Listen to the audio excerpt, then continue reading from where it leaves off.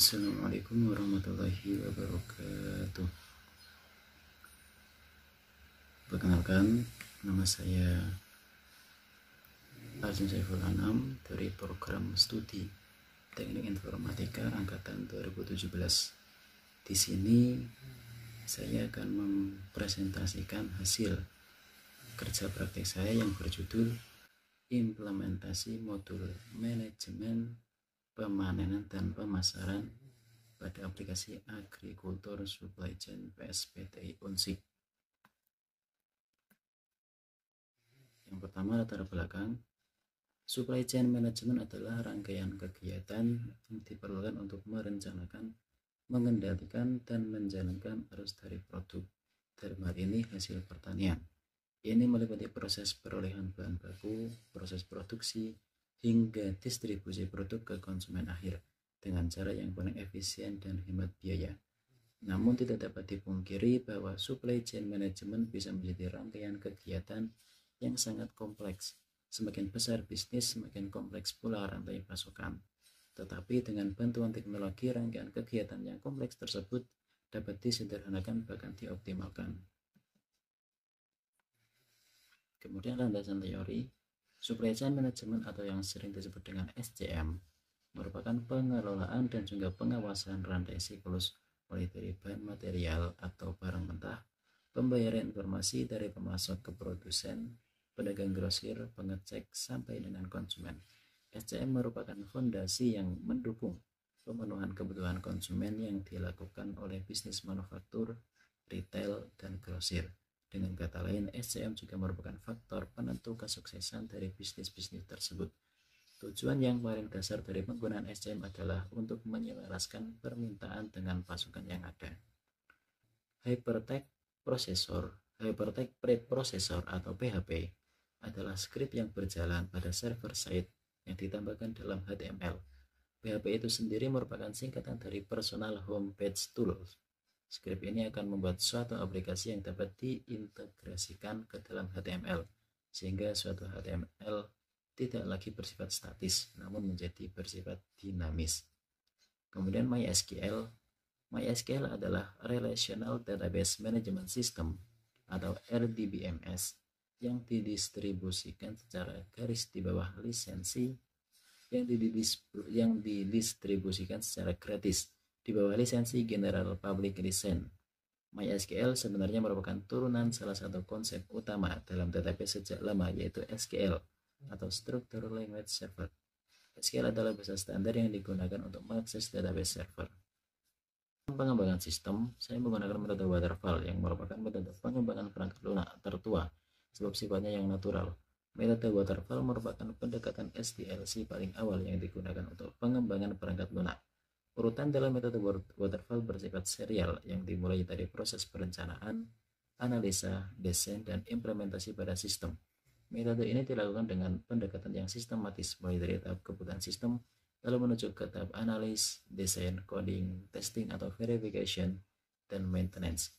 Langkah demi analisa yang dilakukan harus diselesaikan satu persatu, tidak dapat meloncat ke tahap berikutnya dan berjalan secara berurutan. Oleh karena itu, disebut waterfall atau air terjun. Kemudian langsung ke demo aplikasinya.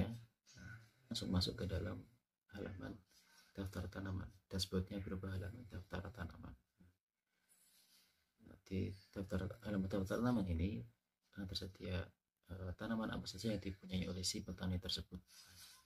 Tertera ID tanaman, nama, kemudian luas lahan yang dimiliki, waktu tanamnya kapan, lama tanam, dan perkiraan waktu panen yang ditentukan berdasarkan lama tanam dan juga waktu tanamnya. Di sini kita bisa menambah tanaman, masukkan ID, urut saja seperti tadi sudah ada 02, kemudian kita masukkan 03. Nah, kemudian untuk tanamannya kita masukkan contoh saja di sini kentang,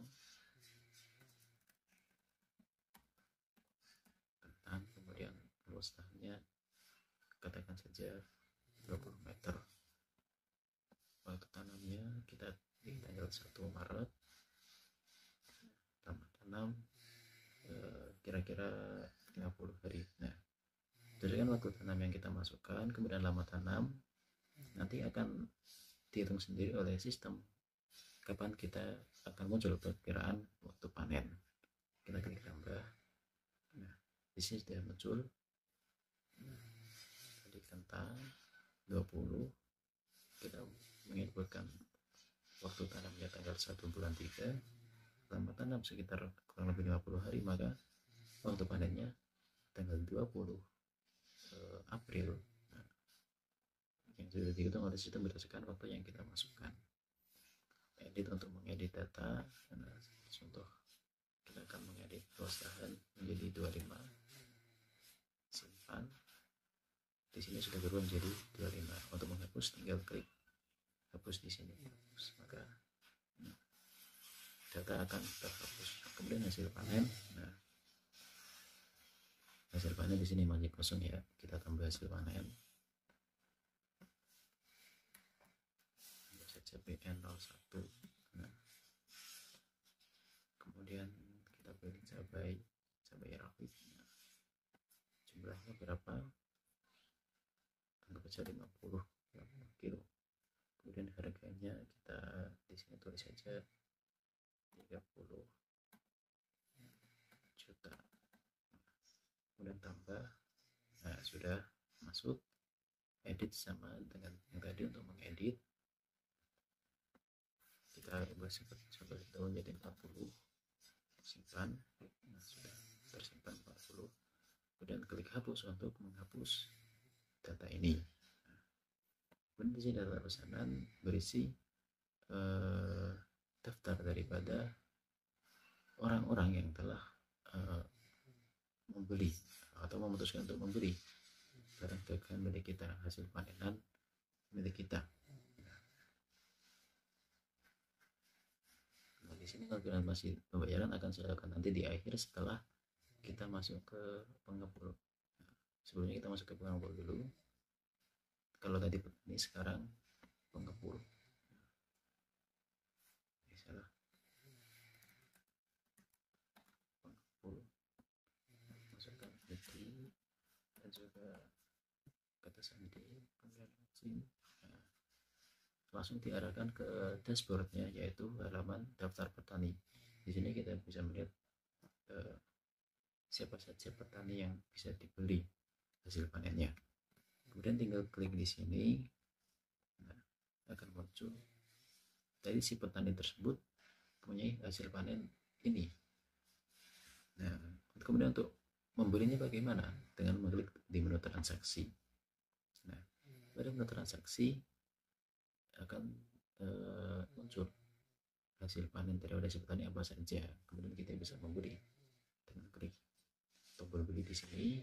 Nah, ketik maka sudah muncul ini ID barangnya yang kita beli, panen tadi, nama barang, nama si petani, kemudian nama kita sebagai pembeli, nomor rekening tujuan kemana kita harus mentransfer harga yang tersedia di sini. Ya, apabila yang tersedia di sini kita harus mentransfer ke rekening yang tersedia.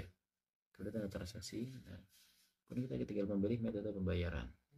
Transfer bank, jika transfer bank maka tinggal transfer ke nomor rekening yang tersedia. Atau jika tidak langsung, bisa langsung mendatangi ke rumah si petani tersebut. Seperti contohnya saya pilih transfer bank, kemudian lanjutkan. Akan muncul instruksi. Terima kasih telah melakukan transaksi. Untuk selanjutnya silakan transfer ataupun langsung untuk melakukan pembayaran. Kemudian upload bukti pembayaran pada menu daftar pesanan. Nah, sekarang kita masuk ke menu daftar pesanan. Ini yang baru saja kita lakukan transaksinya, N1 cabai. Nah, kemudian kita melakukan upload bukti pembayaran jika kita sudah mentransfernya. Pilih file. Nah, anggap saja ini. Nah, kemudian lanjutkan. Setelah kita upload file, status pembayaran belum langsung berubah karena kita menunggu konfirmasi daripada si petani. Nah, sekarang kita masuk ke halaman petani lagi. Nah, pada saat kesana kita refresh dulu. Nah, pesanannya sudah masuk. Kemudian kita melakukan konfirmasi pembayaran jika si pengepul tadi sudah melakukan pembayaran. Nah, sudah tersedia di sini. kita lihat nominalnya berapa, sesuai tidak dengan nominal yang dibutuhkan. Jika sesuai maka kita pilih bayar, jika kurang pilih kurang, ataupun belum jika pilih belum. Nah, karena ini belum sesuai dengan nominal yang diharuskan maka kita pilih kurang. Kemudian simpan. Nah, maka di sini status bayar berubah menjadi kurang. Kita refresh di pengepul sama berubah menjadi kurang. Nah, kemudian untuk melakukan logout tinggal klik pada icon profil di sini, kemudian klik logout. Oke, logout. Nah, akan kembali ke halaman login, sama juga dengan halaman pada petani. Kesimpulan, aplikasi Agricultural Supply Chain ini disesuaikan kebutuhan petani dan pengepul yang terhubung dengan database, sehingga mempermudah mengatur transaksi antara petani dengan pengepul. Dengan adanya aplikasi Agricultural Supply Chain ini diharapkan dapat mempermudah petani dalam menjual hasil panennya. Kemudian yang ketiga, dengan adanya aplikasi ini diharapkan juga dapat memudahkan pengepul dalam mencari pasokan hasil panen dari petani. Nah, demikian hasil presentasi saya, kurang lebihnya mohon maaf.